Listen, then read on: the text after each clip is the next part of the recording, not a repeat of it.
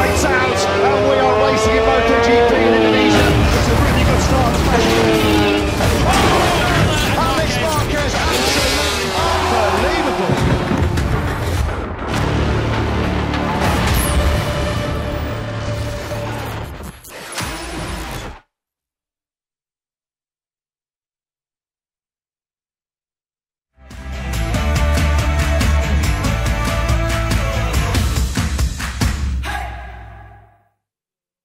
Ya, balik lagi Detikers, masih di Detik Pagi. Jangan tidur lagi.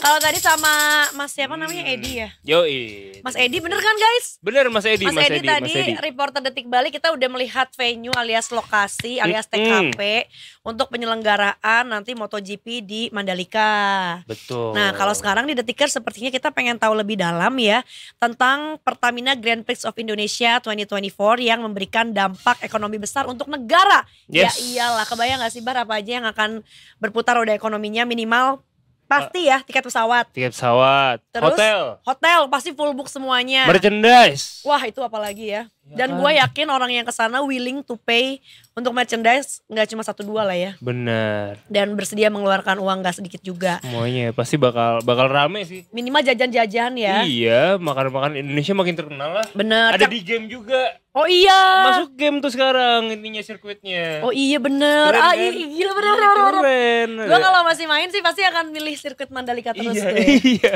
Wah, ada Indonesia nih coy gitu kan Iya. langsung kan. Langsung tuh ya. Makanya keren banget nih. Dari situ another thing atau another one thing untuk mempromot lagi Indonesia kan ya. Even sampai ke game gitu. Nah, makanya sekarang Detikers kita mau ngobrol nih sama Direktur Pemasaran dan Program Pariwisata Injourney tentang topik yang satu ini. Langsung aja kita ajak bergabung Ibu Maya Watono. Selamat Halo, pagi Bu selamat Maya. pagi Bu Maya. Selamat pagi, apa kabar? Baik kabarnya. Bu Maya selalu gorgeous ya, even in the morning. Berusaha segar selalu. Iya benar. Karena mau memberikan kabar seru ya Bu ya tentunya ya. Oke. Iya, pastinya. Bu Maya, gimana nih mungkin boleh cerita-cerita dulu ya tentang Pertamina Grand Prix of Indonesia di tahun ini yang udah ketiga kali ya, luar biasa sekali gitu. So far preparationnya apa aja nih Bu Maya, dan mungkin compared to tahun-tahun sebelumnya ya ajang yang satu ini.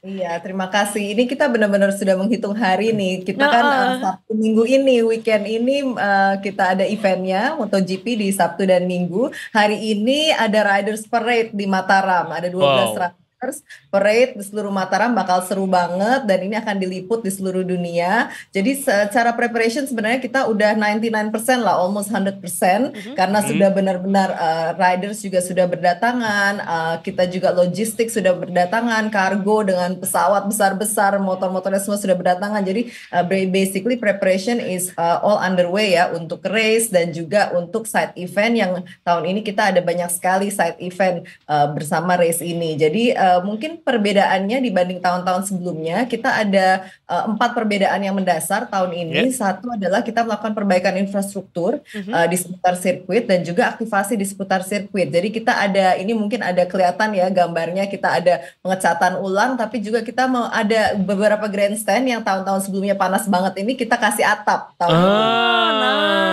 Jadi nggak terlalu berpanas-panas tahun ini. Jadi kita ada atap di beberapa grandstand, lalu kita juga membangun museum MotoGP pertama di dunia. Nah ini ada di Mandalika, Pak, seru banget, harus datang nih untuk melihat museum MotoGP pertama di dunia di Mandalika. Lalu juga untuk tahun ini kita lebih banyak side event, jadi pre, during, dan post event. Ini pastinya untuk meningkatkan dampak ekonomi ya untuk di seputar Lombok dan juga untuk nation branding kita. Jadi kita ada Bazar Mandalika, kita ada artis-artis nasional papan atas selama 3 hari penuh. Opening ceremony-nya juga akan kolosal sekali karena kita ada cultural dance dari berbagai region di Indonesia. Lalu juga kita melakukan lebih banyak interaksi dengan riders, dengan para fans, termasuk yang hari ini yaitu Riders Parade yang tanggal 20 September ini yang bakal seru banget. Ada 12 riders bersama juga riders-riders lokal yang akan parade di Mataram. Luar Bener biasa ya. experience-nya beda nih. Iya, dan juga ya kayak pengunjung yang datang dari luar kota, luar pulau gitu, nggak cuma yang kayak nonton MotoGP-nya aja and that's it, tapi tadi ya itu bisa endorse banget tuh the first museum MotoGP dan it's Indonesia, it's in Indonesia gitu ya Bu ya. Iya, dan di Mandalika Gokil. langsung. Nah, Bener. ini kan banyak banget nih persiapannya, terus juga kita tahu tadi banyak strategi yang diterapin juga sama Bu Maya. Tapi kira-kira seberapa penting sih event ini untuk Indonesia dan target dampak yang diberikan MotoGP untuk Indonesia tuh ke depannya seperti apa? Mungkin boleh dijelasin lagi ke Tikers. Ya, saya rasa penting sekali ya karena kita memang melihat ini kan tahun ketiga dan kita sudah banyak belajar dan beberapa kajian juga yang kita lakukan ya bahwa memang event berskala internasional ini adalah katalis pembangunan suatu destinasi dan juga branding untuk Indonesia. Jadi bisa dibayangkan nanti di hari Sabtu Minggu ini 400 juta pasang mata di dunia melihat ke Mandalika dan Indonesia. Jadi sangat membanggakan ya kita bisa melakukan. Jadi memang investment yang kita lakukan ini penting untuk dampak jangka panjang economic growth sebenarnya di suatu daerah. Kita ketahui bahwa memang sektor pariwisata itu bisa menjadi engine economic growth ke depan. Nah ini kita makanya kenapa kita dengan ini mengadakan event seperti MotoGP ini secara konsisten yang kita berharap 5-10 tahun ke depan bisa memberikan sustainable impact untuk daerah NTB maupun negara ya. Jadi kita berkaca tahun lalu itu sekitar 4,3 triliun. Kita juga harapkan pastinya tahun ini juga memberi dampak yang signifikan minimal 4,5 triliun. Pengunjung kalau di tahun lalu kita ada di 103.000, kita harapkan di tahun ini 110.000 dengan peningkatan wisatawan asing yang datang ke NTB dan ke Indonesia. Jadi excitementnya luar biasa, pastinya untuk nation branding juga luar biasa. Satu lagi mungkin juga untuk lapangan kerja. Kita lapangan kerja ini pembukaan lapangan kerja dari event ini maupun dari sektor pariwisata in general ini sangat luar biasa. Bisa mengatribusi sekitar 25% dari lapangan kerja di Indonesia sampai 30 juta. Exactly. Ya, dan untuk SDM lokal sendiri ini mungkin tadi lihat ya videonya untuk pengecatan sirkuit. Betul ya. Jadi kalau kita lihat 3 tahun lalu pengecatan, marshal, facility, security, lalu yang command center selama race itu semua adalah SDM-nya dari luar. Kita membawa datang dari Spanyol, dari Eropa, atau dari Malaysia ya MotoGP Sepang atau dari mana-mana kita import untuk event ini. Tapi di tahun ini kita pertama kali ini purely 100% SDM lokal yang mensupport dan event ini. Jadi sampai pengecatannya pun ini kita lakukan sebelumnya tidak bisa sirkuit itu dicat sembarangan gitu ya. Jadi tapi tahun ini kita SDM lokal dari Lombok yang melakukan berbagai maintenance di sirkuit, pengecatan, marshal, facility, bahkan untuk command center pun kita SDM-nya lokal dari jadi penyerapan tenaga kerjanya juga luar biasa. Udah certified semuanya nih ya, keren. Bahkan kita mengekspor tahun ini beberapa talent untuk ke MotoGP di luar negeri. Aduh bangga banget ya. Udah gak lagi kita pakai dari luar negeri, bahkan maksudnya gak dari orang-orang Jakarta lagi gitu ya Bu Maya, tapi orang-orang yang ada di sekitarnya juga ikut terkaryakan juga. Nah Bu Maya, tapi we cannot deny gitu ya, nama NTB pasti semakin harum setelah ada sirkuit Mandalika ini dan orang-orang makin kenal gitu NTB dengan Mandalika ini juga. Nah mungkin sempat dengar ya orang beberapa kali terutama di tahun pertama gitu, banyak yang bilang nanti aja deh kita mungkin akan kesana kalau udah beberapa tahun ketika nanti semua rangkaian pendukung infrastrukturnya sudah siap. Nah, this time aku yakin pasti udah semakin baik lagi progresnya gitu.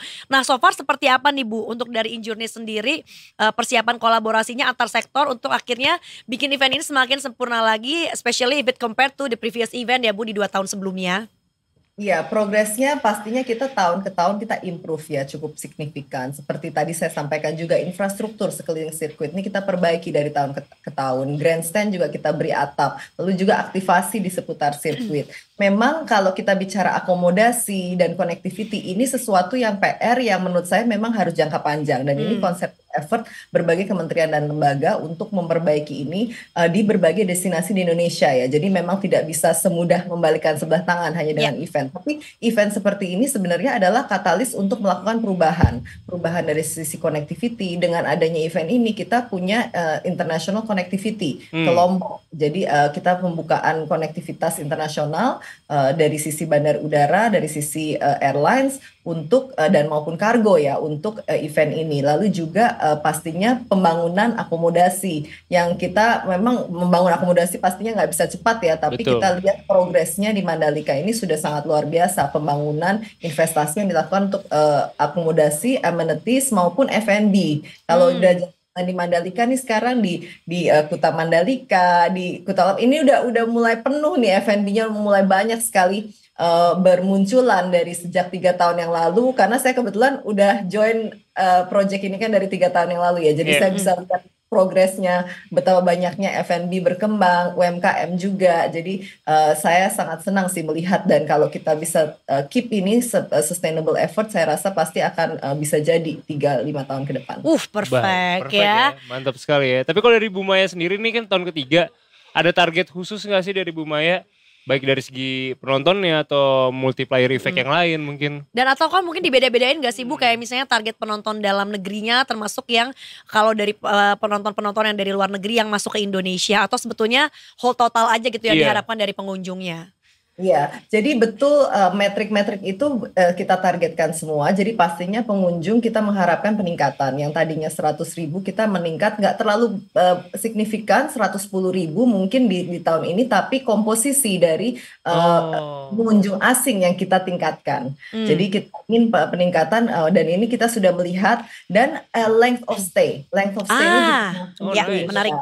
Ya, jadi length of stay ini bila kita tingkatkan, average spending untuk turis ini pasti meningkat. Betul. Jadi kalau kita lihat nih tahun-tahun lalu, rata-rata riders itu pada suka sekali berlibur di Indonesia. Iya. Jadi setelah race mereka berlibur di Lombok, di Bali, di Labuan Bajo. Jadi ini kita meningkatkan length of stay dan pastinya awareness ya. Karena saat kita berlibur viral dan lain sebagainya. Nah itu yang kita, jadi tidak hanya dari sisi volume, tapi dari sisi kualitas pariwisatanya itu sendiri. Jadi meningkatkan length of stay maupun average spending per pax untuk wisatawan. Lalu juga tadi yang saya sampaikan mengenai lapangan kerja. Ini termasuk salah satu parameter fokus kita untuk peningkatan lapangan kerja SDM lokal yang mensupport event ini. Yang juga mumpuni ya kita training dan improve ke depannya. Itu parameter kedua. Lalu kita juga pastinya economic impact yang dihasilkan. Economic impact ini kita berharap lebih dari tahun lalu. Kita berharap di angka 4,5 triliun, tapi juga komposisinya lebih localized di region, di Lombok, di Mandalika, Lombok maupun di provinsi NTB. Jadi secara wisatawan dari luar, tapi dari economic impact-nya terlocalized di lokal dan lapangan kerjanya juga di lokal. Jadi itu metrik-metrik kita. Oke, luar biasa ya. Tadi setuju banget sih Bu sama length of stay-nya mereka. Kemudian juga mungkin apalagi sekarang di sosial media era gitu ya. Siapa tahu nanti mungkin Marc Marquez makan di mana itu akan viral, orang akan pengen ke sana ya Bu ya. Akhirnya tempat F&B-nya naik, hotelnya juga mungkin gitu. Jadi pengen bermalam di hotel yang sama dengan para riders ini gitu. Bu, tapi kalau misalnya ngomongin soal tadi target-target yang dicapai begitu ya, supaya biar bikin makin menarik lagi, karena kan ini nggak cuma sport aja, tapi ya disebut adalah sportainment ya. Berarti dengan seluruh rangkaian entertainmentnya juga. Nah, entertainment apa aja nih Bu yang tadi disuguhkan selain mungkin tadi katanya kan apalagi untuk openingnya ya. Aduh kita lokal juga tadi boleh dibocorin. Kita percaya lah Bu kalau event-event di Indonesia kayaknya openingnya selalu spektakuler ya. Kayaknya Indo tuh jago banget when it comes to hosting something gitu Bu. Iya betul. Jadi memang kalau kali ini kita melakukan rangkaiannya agak panjang. Jadi pre-event, during event dan post event. Jadi kita adakan Bazar Mandalika yang dipenuhi oleh UMKM ini sepanjang waktu ini, periode ini. Lalu hari ini kita mulai dengan rangkaian utama yaitu Riders Parade. Nah ini pertama kali juga sebenarnya di dunia nih melakukan, dan Dorna kali ini sangat kooperatif ya dengan kita membangun museum MotoGP, lalu juga Riders Parade, dan ada beberapa meet and greet yang akan dilaksanakan. Ya, dari sepanjang beberapa hari ini. Jadi interaksinya antara para riders dan para fans yang di Indonesia ini akan berbeda dengan negara lain. Lalu juga artis-artis nasional papan atas selama 3 hari penuh ini akan memeriahkan. Ada Gigi, ada band, Slang dan lain sebagainya, banyak sekali. 3 hari penuh, dan juga tadi yang nggak sneak peek opening ceremony ya. Opening ceremony-nya akan ada cultural dance yang cukup kolosal, ada 200 penari. Nah, dan juga pastinya ada akrobatik udara juga seperti biasa ya. Menarik supaya juga kita saat terlihat nih branding Indonesia di mata dunia akan sangat cantik dari sisi beauty maupun juga budaya kita bisa tampilkan. Oke ya. Berarti kalau gitu ini terutama mungkin buat teman-teman yang udah sering ngejar gelaran MotoGP di luar negeri, pasti akan berbeda ya experience-nya ketika nanti datang ke Mandalika, karena tadi banyak yang kayaknya di custom sama Indonesia ya Bu ya, sama Injourney yang cuma ada di sini gitu. Nah Bu, kalau misalnya paket-paket nih kayak tadi, apakah ada meet and greet, terus udah gitu juga ada kayak parade-nya dulu, itu tuh memang apa yang sudah dilakukan oleh tim dari MotoGP atau enggak, itu tuh beneran di custom sama teman-teman Injourney atau mungkin dari pihak Indonesia aja sehingga menjadikan itu berbeda dari negara-negara lain? Iya, jadi itu memang special request dari kita karena kan kita awareness saat membangun destinasi ini tidak mudah ya kan. Bali kita membangun ini sudah 50 tahun lebih gitu. Mandalika ini kan baru 3 tahun kita membangun. Memang butuh waktu jangka panjang dan investment yang luar biasa yang konsisten untuk membangun suatu destinasi. Jadi kita juga lihat bahwa ini butuh treatment khusus, kita sebutnya creative marketing sebenarnya untuk destination branding.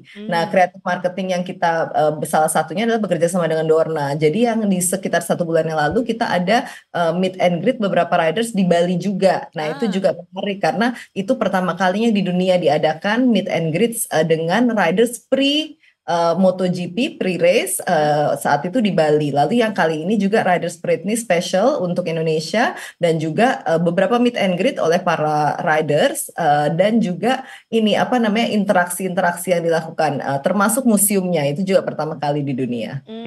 Oke. Nah Bu, untuk tadi kayak museumnya gitu ya, apakah ini tuh sudah include di tiket yang kita beli atau mungkin ada kayak bundling package-nya atau sebetulnya itu semua terpisah nih Bu? Jadi mungkin para turis yang datang atau penonton tuh nanti bisa cari tahu sendiri untuk bisa masuk ke museum dan juga attraction-attraction yang lain.